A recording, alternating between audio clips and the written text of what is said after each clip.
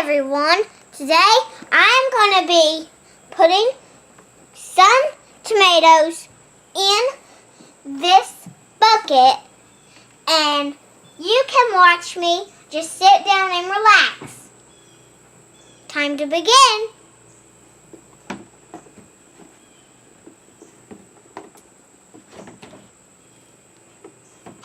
You can't ask.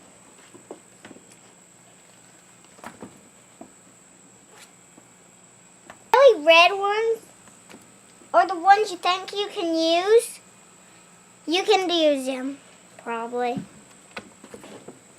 I'm thinking this one you can use, because all you have to do is cut the bad spot out. Hey, welcome back to our kitchen. It is still summertime. We still have plenty of tomatoes on the vines. Today, I'm going to make some Rotel. I've not made any of that yet this year. We've done lots of other things, but... Here's one. Okay, lay it over there. I've got my trusted little helper here, washing the tomatoes. And dunking them just for fun. Tell the camera. And dunking them just for fun. Okay. Yes. After you get the tomatoes washed, put them over there, and then I will double check them and make sure they're really clean, okay? Before we start cooking. Okay? Ready? Okay. All right. Ready to go. There we go.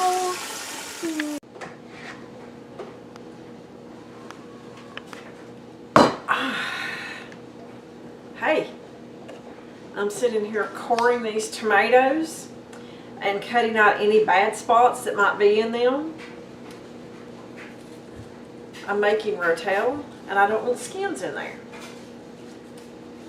So I'm just cutting the core out. I'm making a quick little X on the bottom of these, and my water is almost up to a boil right here. Not quite, but almost. And as soon as that comes up to a boil, what I'm going to do is I'm going to drop my tomatoes in there for about a minute, minute and a half, long enough to loosen the skin. Then I'm going to drop it in a bowl full of ice water. That way I can peel the tomatoes and chop them up and put in our Rotel in a little bit.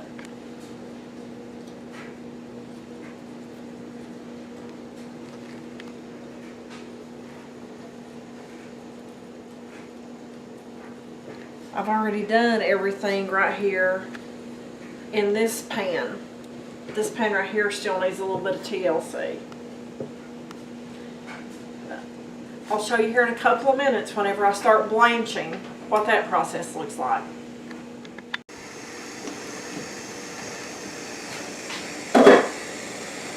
Alright, our water has come up to a rolling boil. I'm going to put my tomatoes on this little skimmer and drop them down in there.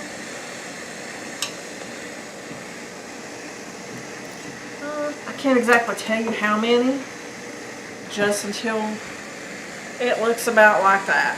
That way it's pretty well full, and they're not right on top of the other ones. So I'm going to let them sit in that for a minute or two, and we'll take them out and dump them in the ice water. Let's see if the skin is starting to peel on these.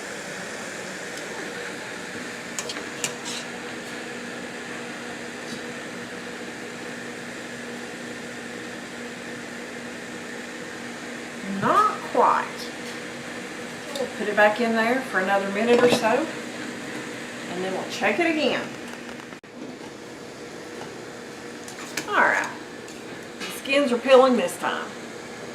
We'll take them out of this boiling water, put them in an ice bath, and that'll shock them. Let them cool down for a bit so I can peel the skin off. That way I'll be able to chop them up and put them in our Rotel. Alright, I'm just going to continue the same step. I'm just going to continue the same step for the next several batches of the tomatoes, and I'll bring you along and show you what we're doing next. Okay, we're taking some of the tomatoes out of the ice bath and letting them drain. Try to get as much of the water off of them as possible. And this is the last batch. Let's see if they're ready. Not quite. So we need to sit there another minute or two. This is what we have blanched and ready so far. All I have to just peel them and chop them. And this is my big bowl of rejects.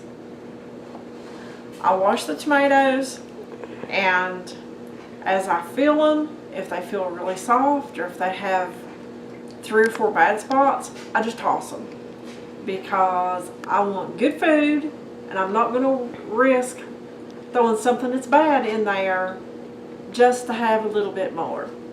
My chickens are going to eat well this evening.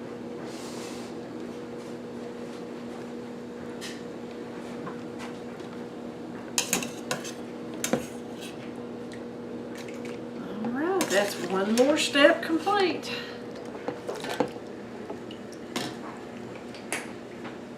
Now, on to the cleanup of this and the prep for the next. I've been peeling the skins off tomatoes. For the ones who have never done it before, you saw me score them, cut the core out, drop them in the hot water and then the ice bath. The skin comes off like this right here, and then you can just throw it away. It's super easy. And after I've got the skin off, I've been putting them in my tomato murderer, or excuse me, my little chopper. Looks like murdered tomatoes with all this red in there, doesn't it?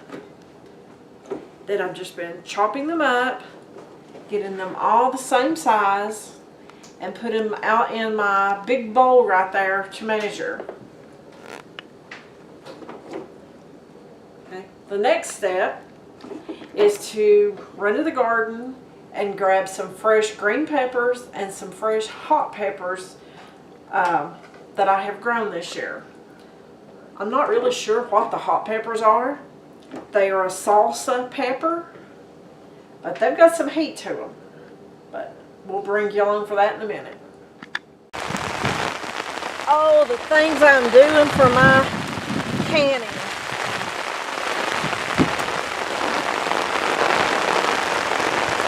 It is pouring down the rain,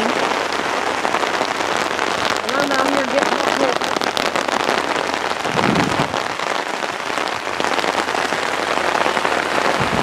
I sure hope that Rotel's worth it.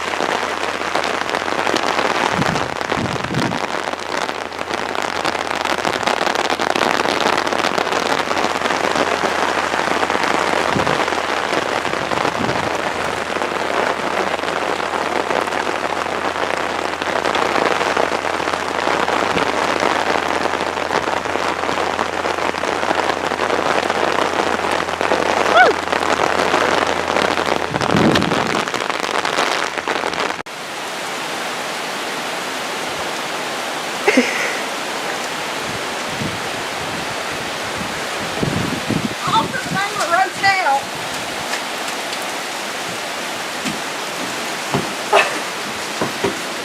Oh my goodness. Where did that rain come from? I mean, really, that is crazy.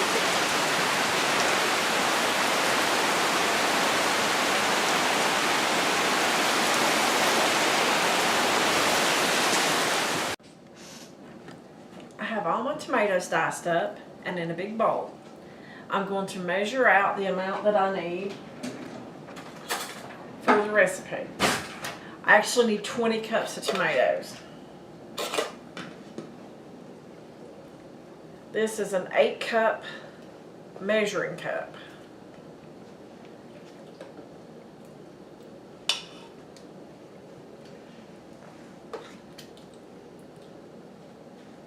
Okay, there's 8.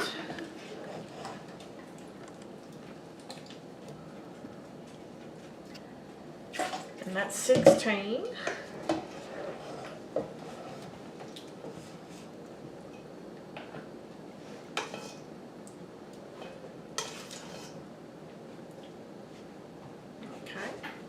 And there is the last 4.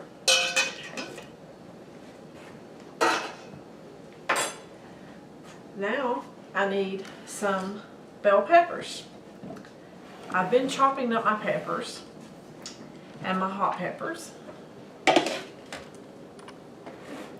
have a few bell peppers already in my measuring cup right here. I need a total of 2 cups.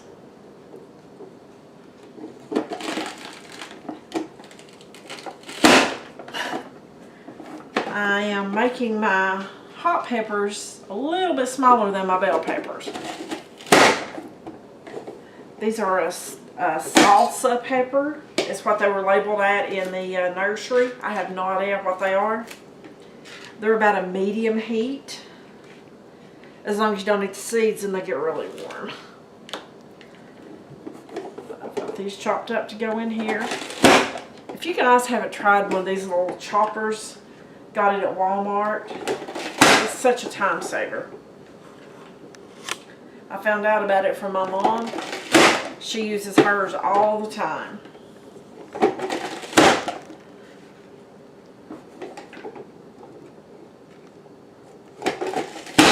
Alright, let's measure and see how close to 2 cups that we are.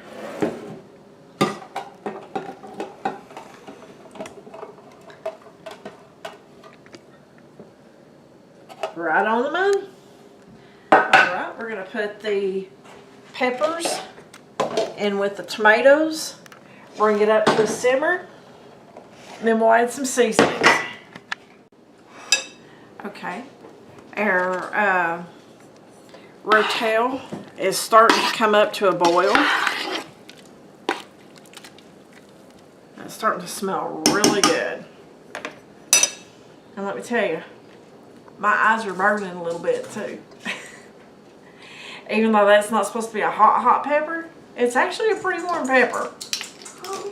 And FYI, whenever you're working with peppers, you really should wear gloves. Because I didn't. And my little fingertips are a little warm right now. So always wear gloves when you're messing with hot peppers. Never touch your eyes, your nose, anything like that, because it will burn. And if you have a cut on your finger, then it may irritate that as well. Okay, back to the tomatoes. Alright, I'm going to put 2 tablespoons of canning salt. Okay, and that's a teaspoon. Okay, we're going to put 2 tablespoons of canning salt. 1. Okay, 2 tablespoons of canning salt. We're going to put a half a teaspoon of black pepper.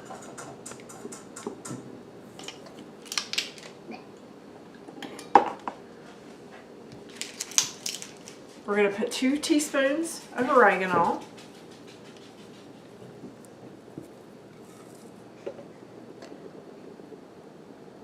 That looked like a little stem in there. I didn't like that.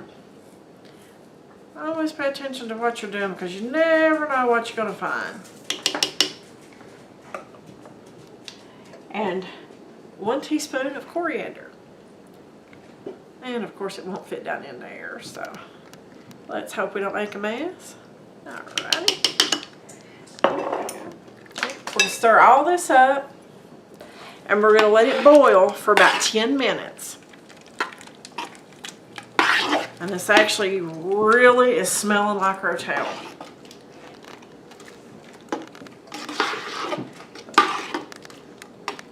While this is boiling, I'm going to get my lemon juice, and I'm going to put a teaspoon of lemon juice into all 10 of my jars. All tomatoes have different acid levels, so you never know just exactly how acidic your tomatoes are going to be. So it's always better to put a teaspoon of lemon juice in there, but that way you know your hard work is going to pay off, and it should stay preserved for a long time.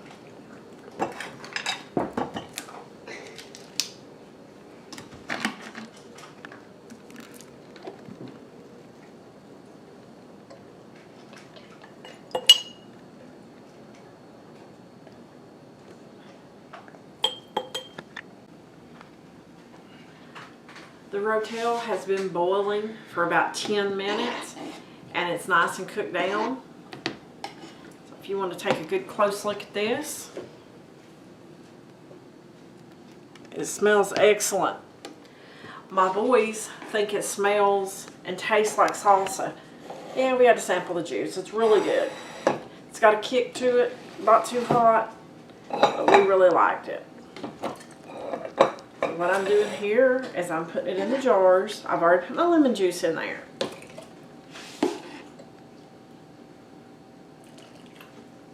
I fill it up to within about an inch of the top. And what I do is I take my funnel off, I put it on my next jar, that way it doesn't drain everywhere on my counter. I take a paper towel that has been wet with either water, some people use white vinegar, doesn't really matter. I wipe the rim off. I've got my lids sitting in a pot of warm water and I just put it on there and I'm putting it in my canner. And I'm going to keep on doing this until I have all my jars full.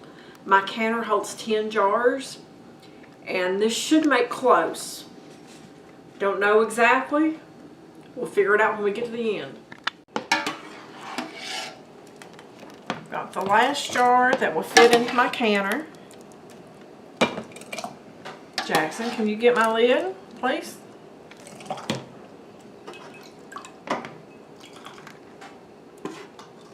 Keep it together, please. Okay, thank you. Good job. Okay, I'm going to wipe my rim off again. That way we don't have anything on there. Okay, finger tight. Put it in my canner. Sometimes you got to do a little adjusting to get the 10 pints in there. There we go. Okay, I have hard water, so I always add lemon juice. I've done too much with lemon juice today. Get out of the water. He's playing in the water. I always add white vinegar. That way you don't get the film on your jars. I put probably a half cup or something like that in there. Then I'm going to finish filling this up to over top of the jars.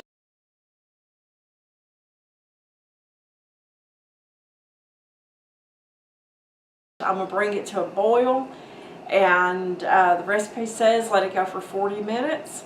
So after 40 minutes we'll pull it out and hopefully we'll have 10 sealed jars of Rotel. There we go. That is what the homemade Rotel looks like. It actually is really good. We have all tried it. I ended up with 12 full jars and a partial jar. It was a little bit too much to put in just a normal half-pint jar. It filled it up and then some. So I put it over into a full pint and it definitely settled. Don't worry, I'm not going to put that on the shelf. I'll put that in the refrigerator and use that really soon. So don't worry about us getting sick because of all the extra air or anything in the jar. But that's the final result. I've already had about 3 of the jars to ping. And hopefully it won't be long until all the rest of them do. Thanks for joining us today while we made homemade Rotel. Thanks a bunch, and we'll see you guys on the next video.